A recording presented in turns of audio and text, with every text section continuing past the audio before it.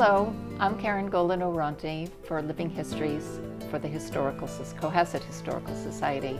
Today I am with Eleanor Blakey, and she is going to talk to us about her coming to Cohasset, actually as a newborn. You had said your parents came here in 1919. Yes. And you were born in 1920. Yes. So we had a wonderful conversation about your growing up in Cohasset. If you could tell us about that.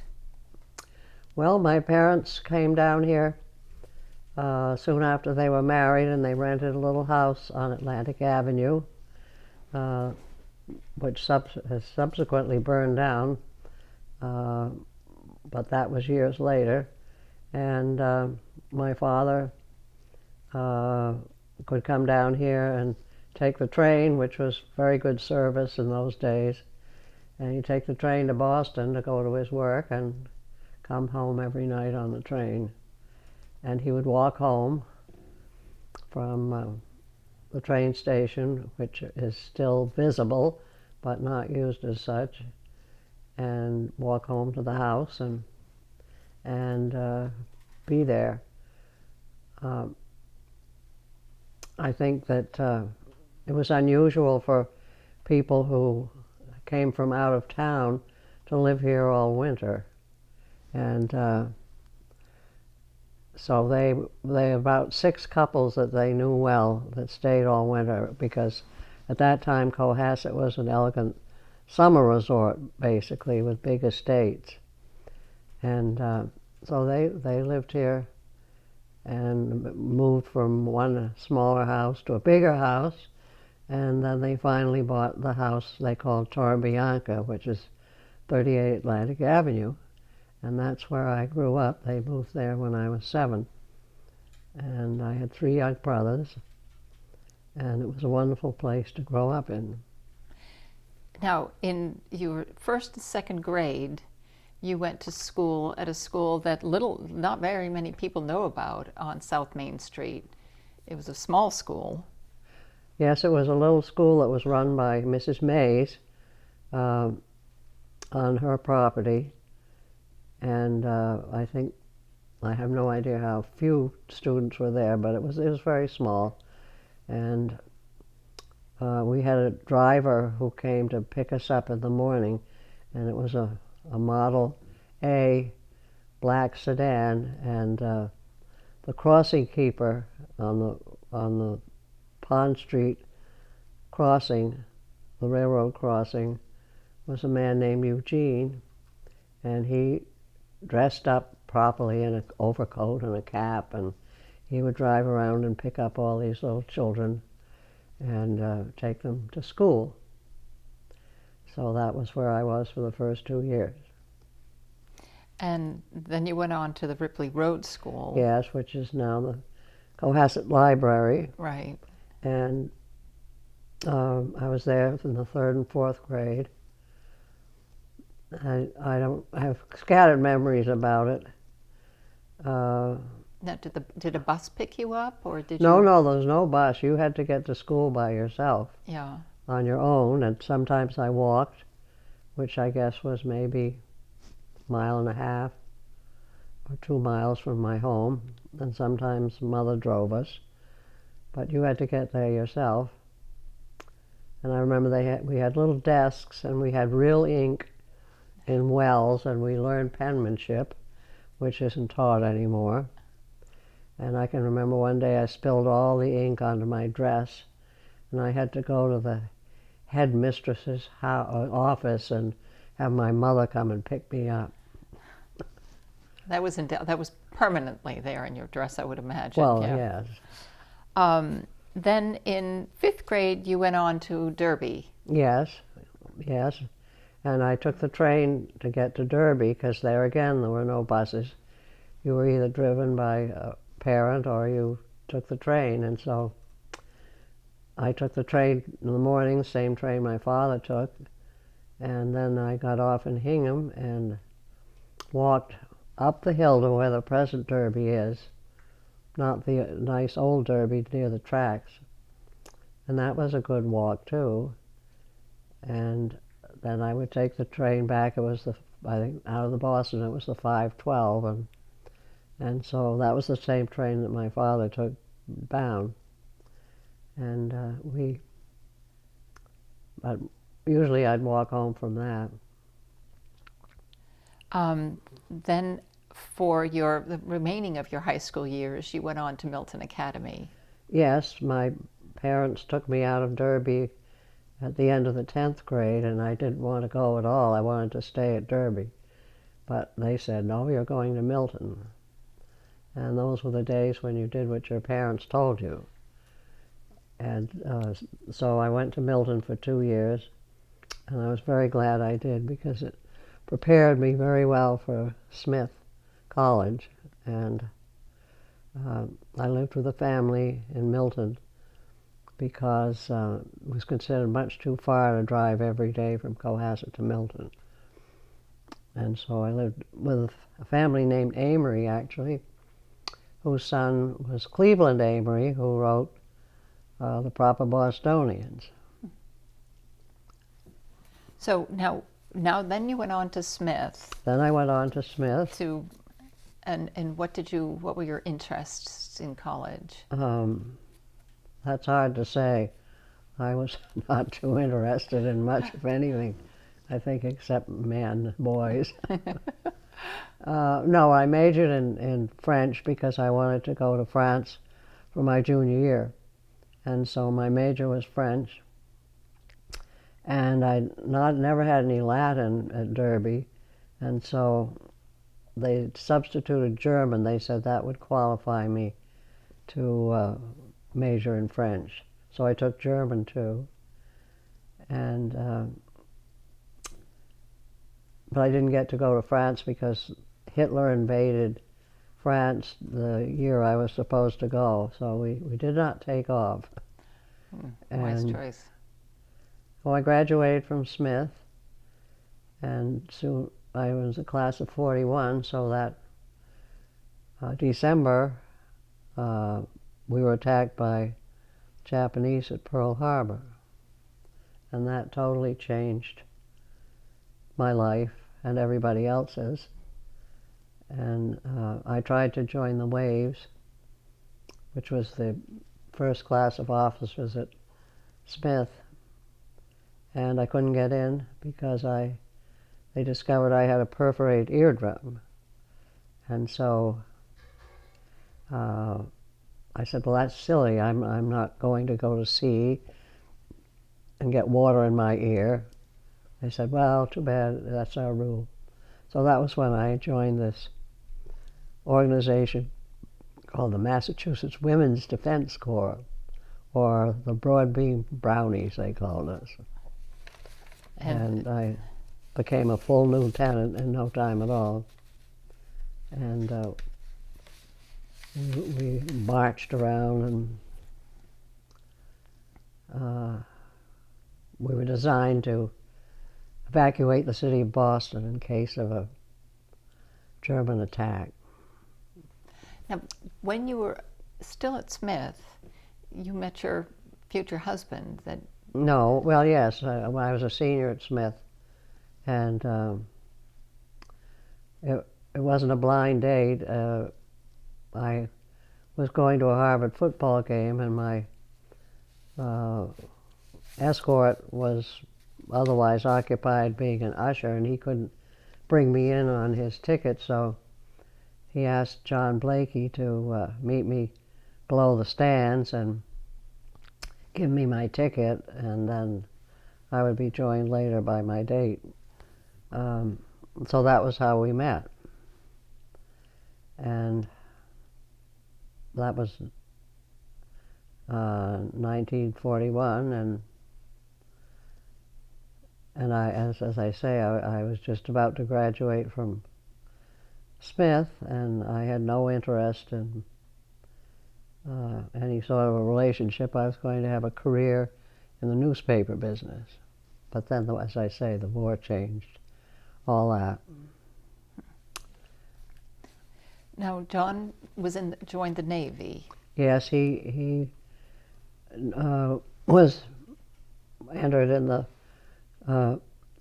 this first officer training class at Cohasset Point. It was the first one they did, and he was 37 years old. He wanted to join this group. It was Navy. They were Navy Air, and they were all a lot of fairly grown-up men from all over the country, because it was a very special class. And so in 6 weeks, they became full lieutenants in the Navy. And from then on, they were under orders for the Navy. And he was stationed in Chicago at first. And after quite a few years of persistent courtship, I decided that when he moved away to Chicago that I really missed him, and I didn't want him to get away. And so we got married and lived in Chicago for a year during the war, and then he was shipped out to the Pacific, to an air base out there, and I didn't see him for 2 years, and I didn't know whether he'd come back or not. My brother did not. Yes, there's actually a road in Cohasset named after your brother Howard, by the country club, by the yacht club. Yes. And he was 22 years old. He was the last Cohasset citizen to be killed at war, and it was befitting of him to be to a road near the harbor, because he was very much in love with sailing. Mm-hmm. And you talk about your remembering of being notified of Howard's submarine being missing. That must, with your mom, that must have been an event that was. Well, we hadn't heard from him for a long time, and that was not good. And so, we were dreading bad news, but we were hoping that they would survive. And he did survive 3 patrols and was on his last patrol before coming home on leave. And he was married. He'd just gotten married the fall before. And my mother and I were sitting in the garden, and as I say, we hadn't heard from him, and Mother's helper in the house came out and said, "Mrs. Gleason, there's someone at the door to see you." And it was the woman with a telegram saying that he was missing in action. And we were told that we mustn't tell anybody about this, because it would give aid and comfort to the enemy to know if that they had sunk the USS Trigger. Mm-hmm. That was his submarine. So that was pretty hard. Yes, I can imagine. That would be terribly sad. But it's nice to drive by Howard Gleason Road and know, now we know the name, or Mm-hmm. the face and the name behind the street, which is great.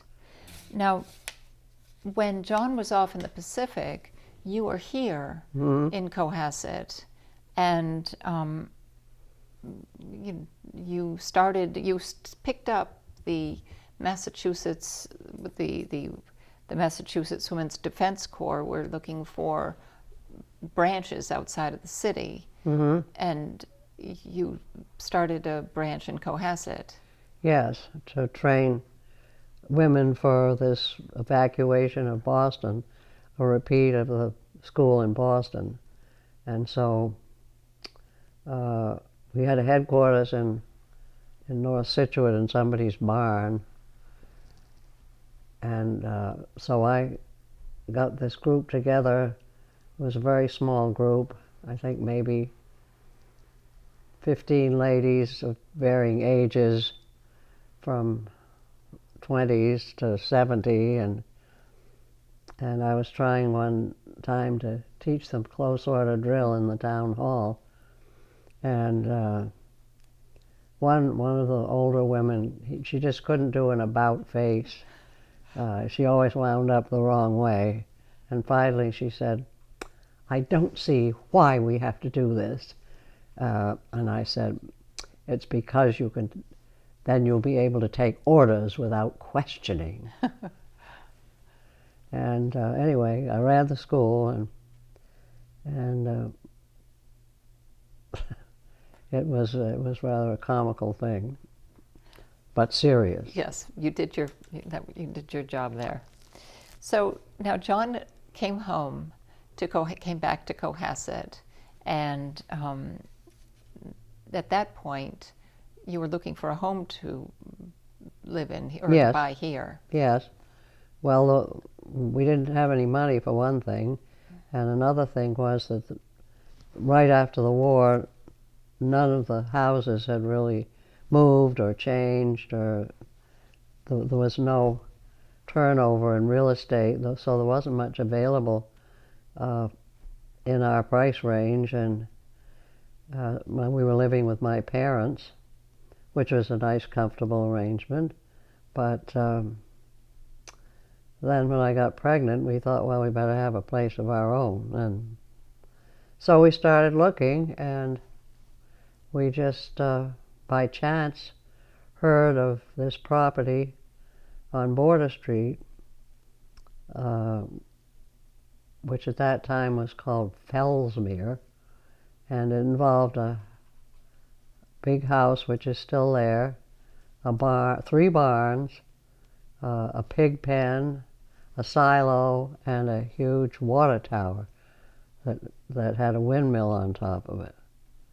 And it had 70 acres of land, much of which bordered the Gulf River and still does. And so we only had about $4,000 to invest, and so we were going to get a mortgage, and my father decided that he didn't think we should start out with a mortgage, and he got some of his older wealthy relatives to cough up, and they all got together and produced $20,000, and with that plus our nest egg, bought the property free and clear of mortgages. And can you imagine the price today? No, I couldn't. The house was not in very good shape. It had been just a summer place for a family named Fall. Charles Fall he was a gentleman farmer, only came in the summer, and he raised trotting horses. And I can remember as a child being parked by the Cohasset Hardware and seeing Charles ride up on his horse, and they had a hitching post there on the sidewalk, and he'd hitch up his horse to that, tether his horse, and go do his errands, and then ride home. And there were beautiful elm trees along in front of the hardware store and all through the town at that time. So now you were telling me when you and John bought the home, because the heating wasn't up to snuff, and you had said because of the war, items weren't readily available, or just after the war, to get everything up and running and operating. Well, it had an old, I think, wood-fired or coal-fired furnace in the cellar that was just supplementary heat, hot air, and there were a few registers here and there everywhere, but we were going to get an oil burner, and so we didn't have any heat until the end of December, and it got pretty chilly. We had an electric radiator in a bathroom, and we had one fireplace, and we had a little coal stove in the living room, and we had a kerosene heater in the kitchen that heated the hot water. and it was very primitive, but we were very happy there. It was our house, and 14 rooms and 3 bathrooms and no furniture. We moved in with a double bed, 1 end table, a lamp, and a second-hand sofa, and that was our furniture when we started out. Wow.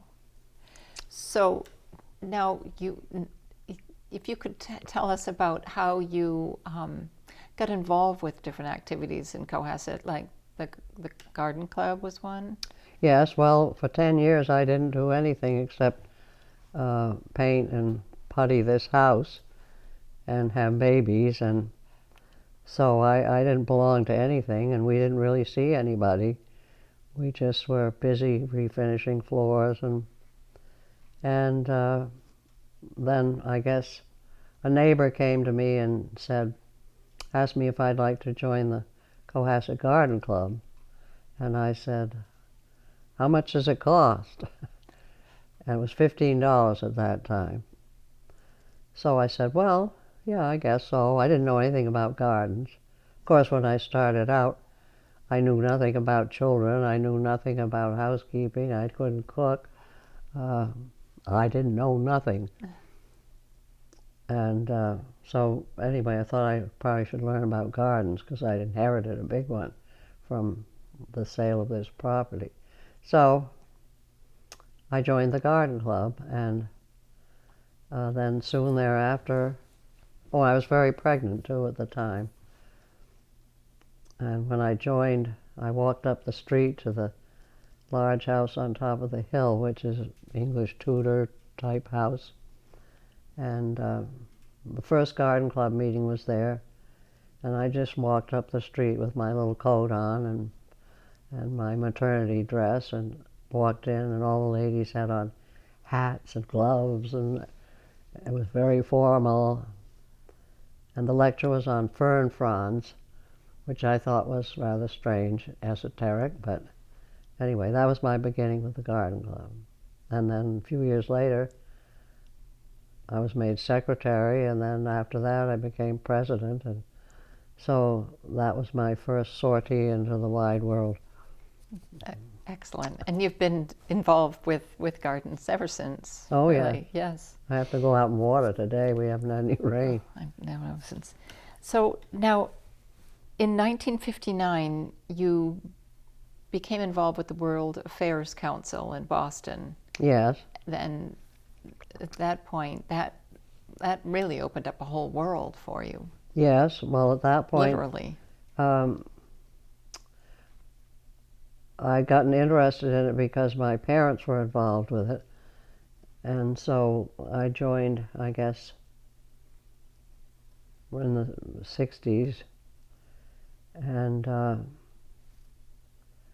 I became chairman of a program they had called Diplomats Off the Record, which brought a series of foreign ambassadors to Boston for talks.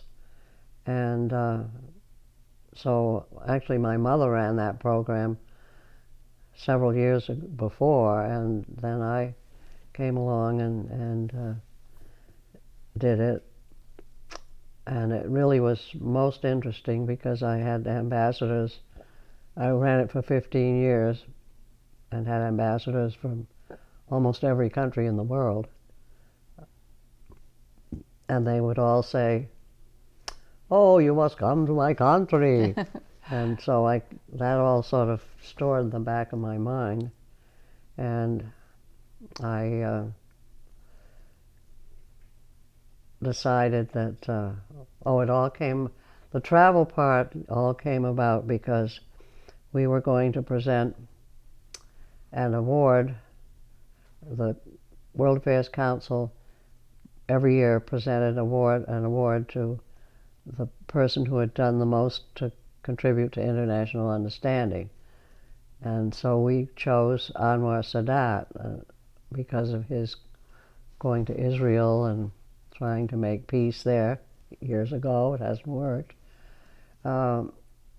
And so he accepted, and he was to come to Boston to receive the award and give a talk. And then he was in Washington with Carter and also with the head of the president of Israel, and they were at Camp David trying to firm up a peace. And so Carter wouldn't let him come to Boston. He didn't want to lose him. And so all of a sudden I thought, well, why don't we take the award to Egypt? And so we did, because I knew the ambassador from Egypt to the U.S., that was Ashraf Gorbal, and I knew the ambassador from Jordan to the U.S., and I knew the ambassador of Israel. And so I put this trip together, going to those 3 countries, and winding up with giving the award, the Christian award it was, to Anwar Sadat. And that was, then after that, we gave an award to Margaret Thatcher, and there again, she was to come to Boston, but she was in Washington and didn't come to Boston, so we took the award to her. And I went to a wonderful banquet at the British Embassy, and I sat with Margaret Thatcher's son at the table with her son, and of course she and Reagan were soulmates, and so they had a wonderful relationship. And at the cocktail reception before the dinner, I was walking around the room, and it was full of people that I knew, you know, from pictures and stories, very important people from all over the world, and I'd just go up and say hello, you know, because I knew them and I knew who they were. And at one point I was talking with the president, and he told me a funny story, and so everybody said, "What did he tell you? What was the story?" And I said, "I don't know. I was so excited to be talking to the president, I couldn't remember." So that was really quite fascinating that you took it upon you to really pursue all of that. Yeah, well, with yeah, and then subsequently I ran. I think actually George Bush might have been in Boston to get the same award. That's why I have the picture with him there. Mm-hmm. Yes, and then I arranged subsequent trips. One was a UN-oriented trip to Geneva, another one was NATO-oriented to Brussels, and several trips to London for various events. And then for another organization, I ran a botanical tour of Australia and New Zealand. It's really remarkable. Yeah, well, I said in my college report, I said, kind of girl from a small town in North Scituate, be happy hobnobbing with heads of state. And I said, yes, she can. Well, and you proved, yes, you did. We have the photographs to prove it, no less. And your involvement with the Historical Society is really wonderful too. That's really a gift of love too, because of your interest in the history of Cohasset. Yes, well, I don't think you get interested in history until you're pretty mature, which I am. And I was a member of the Historical Society years ago. I think I was secretary or something. But that's when it was just in the Lothrop House and it wasn't going anywhere. But then when I heard that the library was moving and that building was going to become available, and I said, that's where the Historical Society should go. Mm-hmm. And everyone said, oh, we couldn't afford that. Oh, they'd never do that. But somebody did do it, and I thought I wanted to help with that so that they could keep that building and make a success of it. It seems the perfect location. So I'd spent so much of my life raising money for nonprofits. I thought, well, I can raise some money for them. So that's when we started having parties there. Yeah.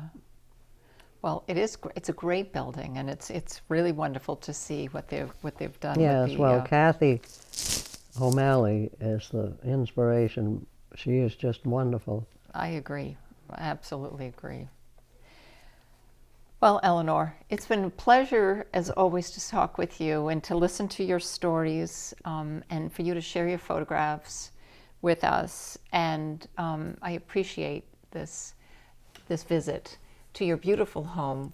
It's really quite nice to have this opportunity. Thank you so very much. Well, thank you. Appreciate it. Thank you. I'm very happy to become a historical object on display. Well, because I am. And I probably remember more of Cohasset history than hardly anybody alive today. Well, so I'm and glad you have a I great could. perspective of it as well. So that's Well, thank you. That's wonderful. Thank you. It's an honor to be asked all these questions. Well, I'm glad to be here. How are you doing? Thank you. This is Karen Golden Oronte for Living Histories for the Cohasset Historical Society.